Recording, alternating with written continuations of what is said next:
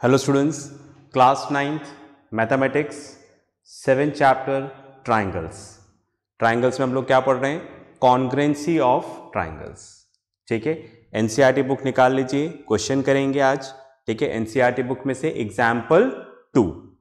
Okay, चलिए example 2 देखिएगा। यहां पर एग्जाम्पल 2 है A B is a line segment and line L is the perpendicular bisector.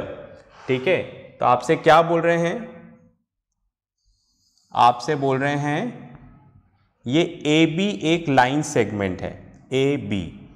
ठीक है, इस लाइन सेगमेंट का ये एंड पॉइंट्स हैं AB। ठीक है, अब हमें क्या करना है? इसका परपेंडिकुलर बाइसेक्टर ड्रॉ करना है। ठीक है, ये लाइन L है। ठीक है, ये इसकी परपेंडिकुलर बाइसेक्टर है। परपेंडिकुलर बाइसेक्टर क्या होता है? लाइन L AB का परपेंडिकुलर बाइसेक्टर है। परपेंडिकुलर मतलब यहां पर 90 डिग्री का एंगल बना रहा है।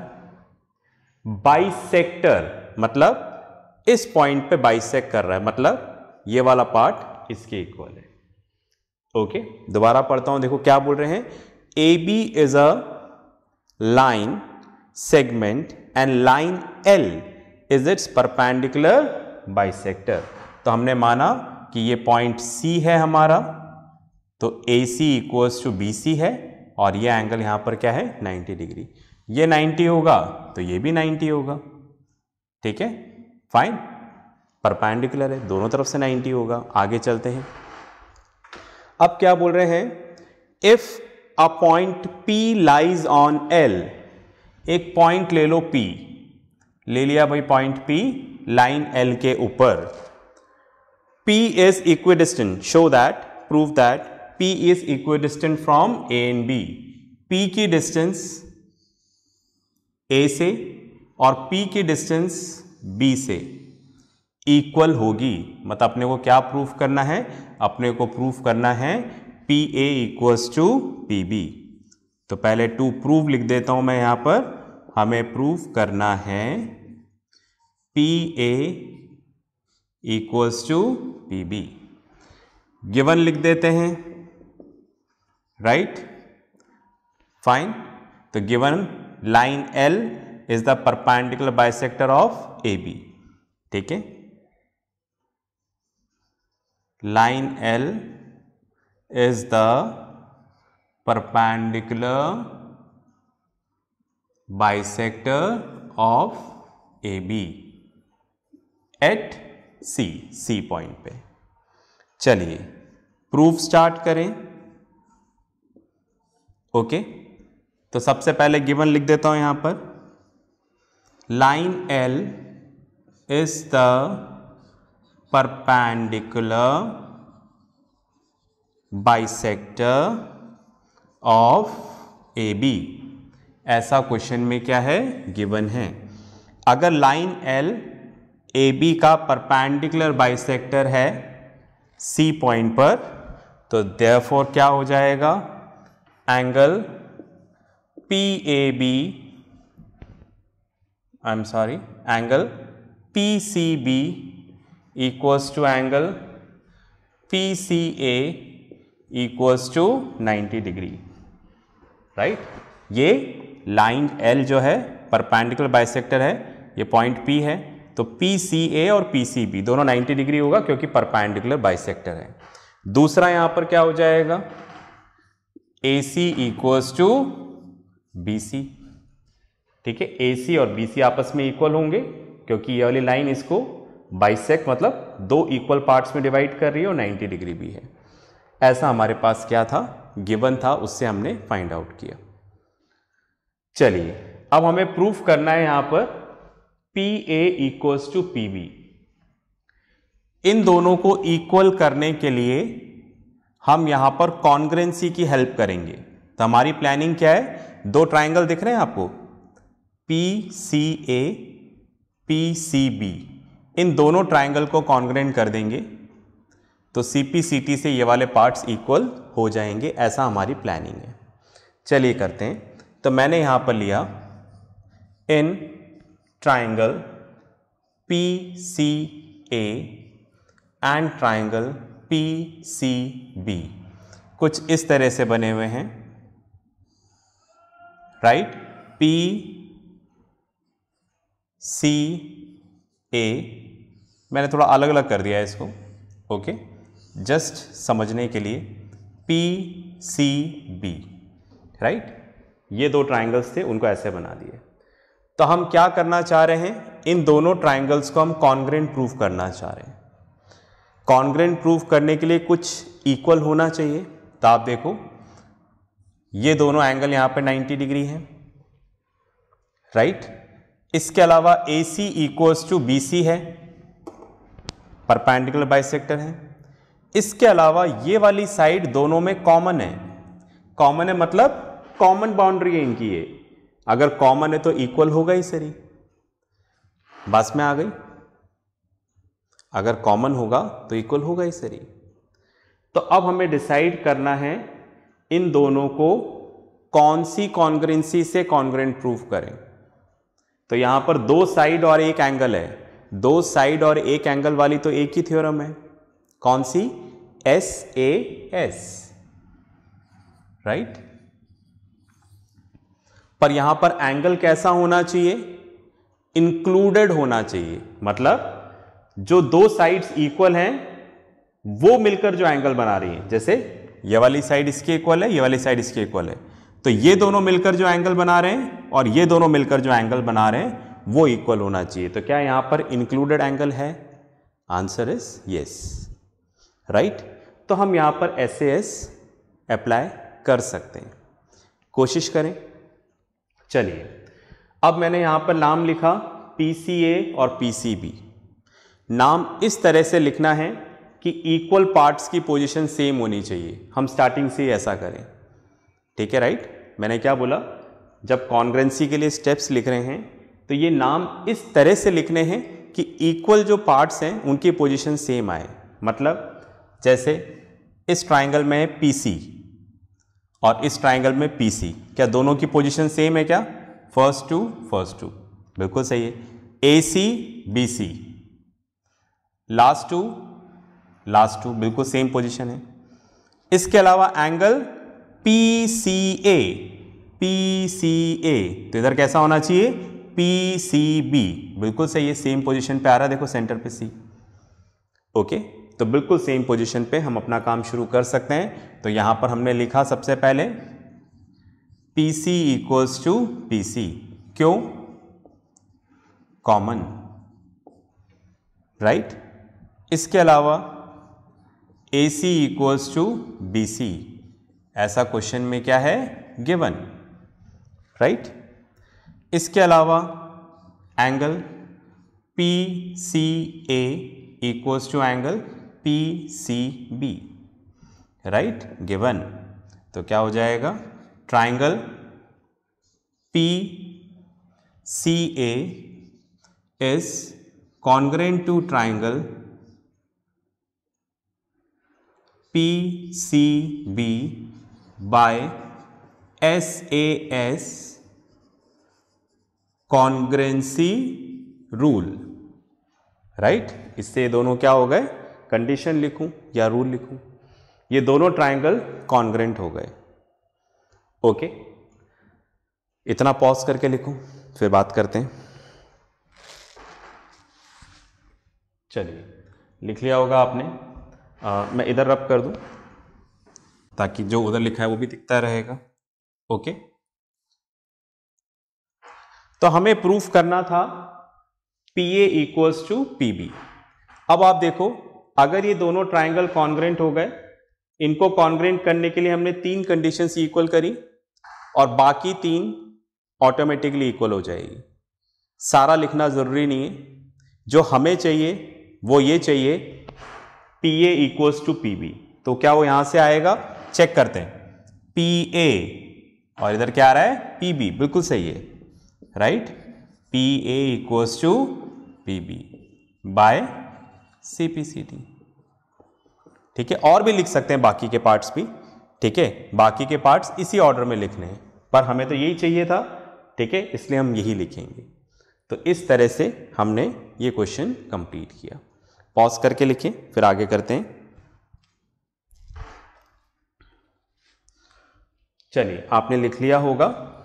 अब नेक्स्ट हम लोग करते हैं यहां पर एग्जाम्पल 3, ठीक है।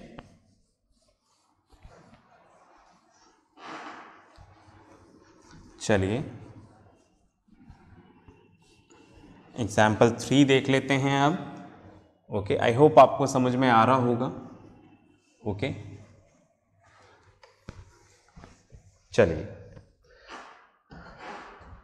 एग्जाम्पल 3 के लिए मैं पेज टर्न कर लेता हूं। यहां पर आप लोगों ने निकाल लिया होगा। यहां पर एग्जाम्पल 3 देखिएगा। एग्जाम्पल 3 है, line segment A B is parallel to another line segment CD. O is the midpoint of AD. C in figure.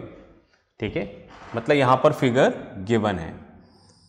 तो एक लाइन सेगमेंट ये दे रखा है और दूसरा लाइन सेगमेंट ये दे रखा है, ठीक है, राइट। अच्छा, ये वाला लाइन सेगमेंट कौन सा है? CD, ठीक है, जैसे बुक में फिगर है वैसा ही बनाना पड़ेगा, गिवन है। और दूसरा लाइन सेगमेंट है ए बी, और ए और डी ज्वाइन है और बोल रहे हैं ओ इसका मिड पॉइंट है। ओ मिड पॉइंट है, मतलब A O equals to O D, ऐसा क्वेश्चन में बोल रहे हैं, ठीक है। क्वेश्चन में माना कि फिगर गिवन है, पर आप क्या करें, पूरा एक साथ नहीं बनाएं, क्वेश्चन को पढ़ के बनाएं, उससे आपको अच्छे से क्लियर होगा, ठीक है, राइट। पढ़ते जाएं, बनाते जाएं। ओके, पूरा एक साथ कॉपी नहीं करें। फिर बोल रहे हैं, देखो, show that triangle A O B is congruent to D O C and O is the mid point of B C. मतलब बी सी भी यहां पर क्या है? स्ट्रेट लाइन है, मेरे से नहीं बनी है शायद, स्ट्रेट लाइन है। आपको प्रूफ करना है कि ये ट्राइंगल इसके कॉन्ग्रुएंट है and O B equals to O C. मैं लिख देता हूं यहां पर क्या प्रूफ करना है। To prove, right. फर्स्ट तो आपको यहां पर ये प्रूफ करना है, triangle A O B is congruent to triangle D O C, ये प्रूफ करना है। सेकंड आपको ये प्रूफ करना है O B equals to O C. O B और ओ सी इक्वल है, मतलब ओ इसलिए क्या हो जाएगा इसका मिड पॉइंट, ठीक है, राइट। चलिए गिवन लिख देते हैं। ओके, गिवन हमें यहां पर क्या है? ओ A equals to O D. ओ ए और ओ डी आपस में इक्वल है, ओ इसका मिड पॉइंट था, ठीक है, ये चीज हमें गिवन है। इसके अलावा हमें गिवन है A B is parallel to C D. A B is parallel to C D, A B और सी डी आपस में पैरेलल हैं। ये दो चीजें हमें यहां पर गिवन है, ठीक है। तो दोबारा एक बार क्वेश्चन पढ़ता हूं। देखो, क्वेश्चन है यहां पर, line segment A B is parallel to line segment C D. Board पे देख लें, A B is parallel to C D. O is the mid point of A D, O mid point है इसलिए O A equals to O D. Proof करना है A O B congruent to D O C, A O B congruent to D O C and O is the midpoint of BC, मतलब OB equals to OC, ठीक है। I hope हमने यहां पर देख लिया है। अब स्टार्ट करते हैं प्रूफ। ओके, हमें ये ट्राइंगल कॉन्ग्रुएंट करना है, तो मैं यहां पर लिख देता हूं इन, अभी आप लिखिएगा नहीं, मैं इसको रब करूंगा, in triangle AOB and triangle DOC, है ना, आपके रेफरेंस के लिए लिख रहा हूं। अब आप देखो, ये दोनों ट्राइंगल कॉन्ग्रुएंट करने हैं। ओके फाइन, तो इन दोनों ट्राइंगल में आप देखो, ये वाली साइड इसके इक्वल है, ये इसके इक्वल हो जाएगा, वर्टिकल अपोजिट एंगल पर दो ही चीजें इक्वल है। हमें यहां पर एक और चाहिए, कॉन्ग्रुएंसी के लिए मिनिमम कितना चाहिए? तीन चीजें इक्वल होनी चाहिए, हमारे पास दो ही हैं, राइट।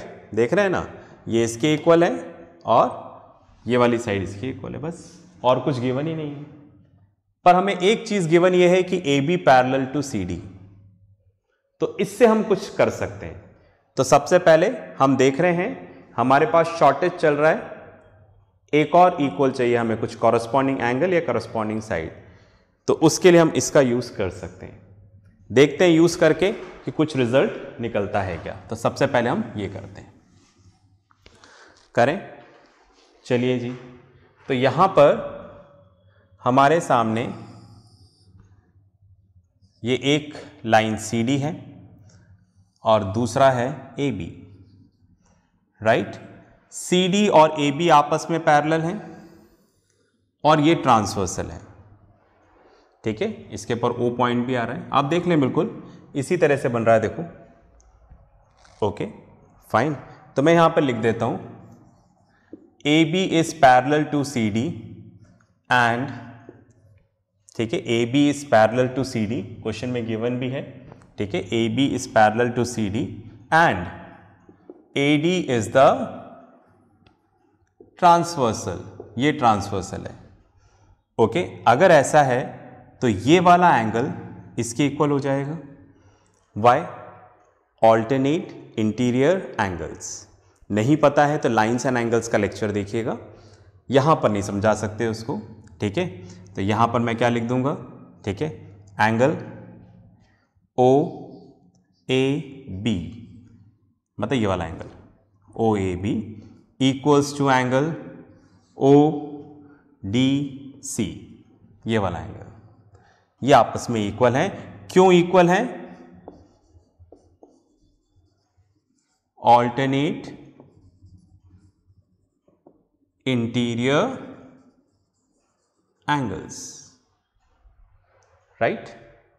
तो इस तरह से आप देखो, एक और चीज मिल गई हमें इक्वल, ओ ए बी, मतलब ये वाला एंगल और ये वाला एंगल इक्वल है।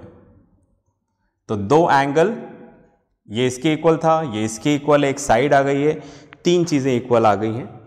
तो अब हम कॉन्ग्रुएंसी स्टार्ट कर सकते हैं। ये पॉज करके लिखो, फिर आगे डिस्कस करेंगे। चलिए, आपने लिख लिया होगा।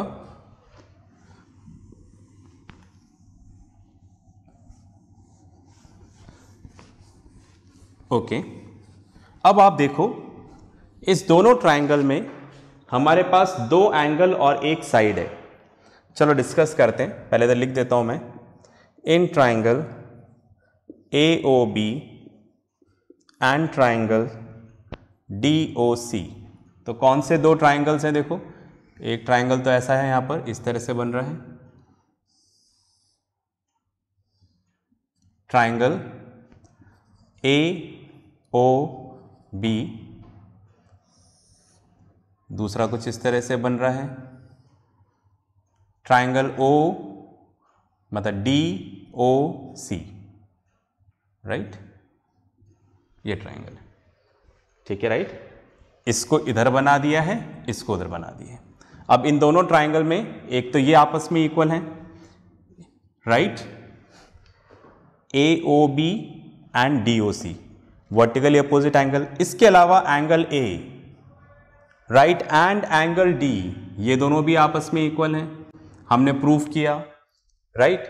इसके अलावा ओ A equals to O D, ओ ए और ओ डी आपस में इक्वल है, ऐसा क्वेश्चन में गिवन है। अब आप देखो, दो एंगल और एक साइड इक्वल है, दो एंगल और एक साइड इक्वल है, उसके लिए हमारे पास दो थ्योरम है, राइट। कौन सी थ्योरम से कॉन्ग्रुएंट करेंगे, इससे या फिर इससे? दोनों में दो एंगल और एक साइड है। तो मैंने बताया था ये थ्योरम तब यूज करेंगे जब इंक्लूडेड साइड हो। इंक्लूडेड साइड मतलब जैसे आपने ये वाला एंगल इसके इक्वल किया, ये वाला एंगल इसके इक्वल किया, तो इन दोनों एंगल की कॉमन साइड, समझ गए आप? जैसे ये जो एंगल है ना, इसकी आर्म्स कौन सी है? ये और ये एंगल ओ, इससे बना है ना, ओ बी और ओ ए से बना है। ये वाला एंगल किससे बना है? A B and O A, right. तो OA इन दोनों एंगल का कॉमन आर्म हो गया। तो अगर कॉमन आर्म इक्वल है, राइट, तो ये वाली थ्योरम लगेगी, इंक्लूडेड साइड इक्वल है। इधर भी आप देखो, ये वाला एंगल, राइट, ये वाला एंगल है ना, तो इस एंगल का कौन सा है, ये वाली आर्म, ये वाली आर्म, इस वाले एंगल की ये वाली आर्म, तो कॉमन आर्म, इन दोनों एंगल की जो कॉमन आर्म अगर इक्वल है तो हम ये वाली थ्योरम यूज करते हैं AS से। फिर भी डाउट है तो फर्स्ट वाला लेक्चर देखें, उसमें मैंने अच्छे से समझा रखा है। ओके, तो यहां पर हमें क्लियर हो गया हम कौन सी थ्योरम यूज करेंगे, AS से। ठीक है, चलिए करते हैं। तो मैंने यहां पे लिखा सबसे पहले angle AOB equals to angle DOC। ध्यान रखिएगा, कॉन्ग्रुएंसी स्टार्ट करने से पहले इस तरह से होना चाहिए, जो भी इक्वल पार्ट्स है उनकी पोजीशन सेम होनी चाहिए। देखें, जैसे OA इक्वल्स टू OD है, फर्स्ट टू, बिल्कुल सही है। फिर आप देखो एंगल AOB, तो इधर भी पोजीशन वही होनी चाहिए, DOC, बिल्कुल सही है। OAB, सॉरी, और इधर, ठीक है, राइट, ये वाला ODC, समझ रहे हैं आप, रोटेशन सेम आना चाहिए, ठीक है, राइट, पोजीशन सेम आनी चाहिए। तो बिल्कुल है, यहां पर सेम है, तो हम बिल्कुल कर सकते हैं यहां पर। ओके, तो यहां पर लिख देंगे वर्टिकली अपोजिट एंगल्स।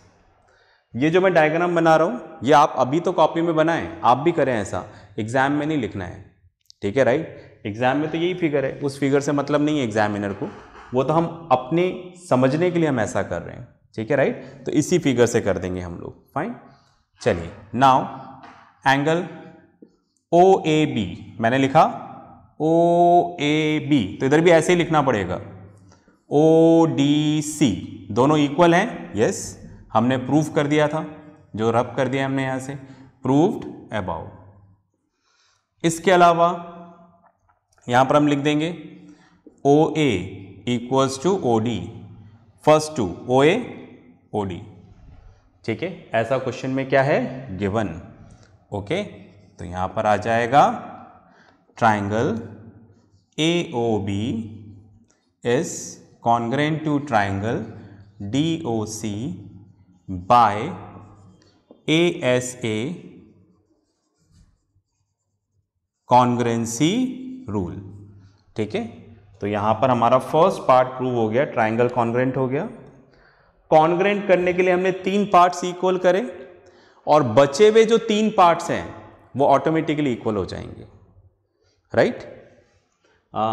पॉज करके लिखें, फिर आगे डिस्कस करते हैं। चलिए, बचे हुए पार्ट्स कौन से हैं, देखो, अब मैं इधर लिख देता हूं, 3 तो हमने इक्वल कर दिए, ठीक है, फाइन। अब कौन सा बचा हुआ है, ये बचा हुआ है इधर B और C, तो इसको क्या लिखेंगे, OBA, rotation same, position same लेनी, OBA, तो उधर क्या लेना पड़ेगा, एंगल OCD, तो ये बचे हुए पार्ट्स इक्वल हो जाएंगे। इसके अलावा इधर क्या आ जाएगा, AB, इधर AB लेंगे तो उधर क्या आएगा, DC, राइट। इधर लेंगे OB तो उधर क्या लेना पड़ेगा, OC, तो ये बचे हुए तीनों पार्ट्स क्या हो जाएंगे, equal bye CPCT, corresponding part of congruent triangles. पर मैंने बोला तीनों लिखने की जरूरत नहीं है, जो आपको प्रूफ करना है वो लिख दें। क्या प्रूफ करना था हमें, OB equals to OC, right. तो ये प्रूव हो गया, तो आप इन तीनों की जगह बस इसको लिख दें, CPCT, राइट, बस में आ गई। इस तरह से ये हमारा क्वेश्चन कंप्लीट हुआ। पॉज करके लिखें, फिर आगे बात करते हैं। चलिए, आपने लिख लिया होगा, तो नेक्स्ट क्लास में मिलेंगे नेक्स्ट क्वेश्चंस के साथ। इसके साथ जो वर्कशीट आएगी उसको आप जरूर करिएगा। तब तक के लिए प्रैक्टिस करते रहें, पढ़ते रहें और अपना ध्यान रखिए। बाय।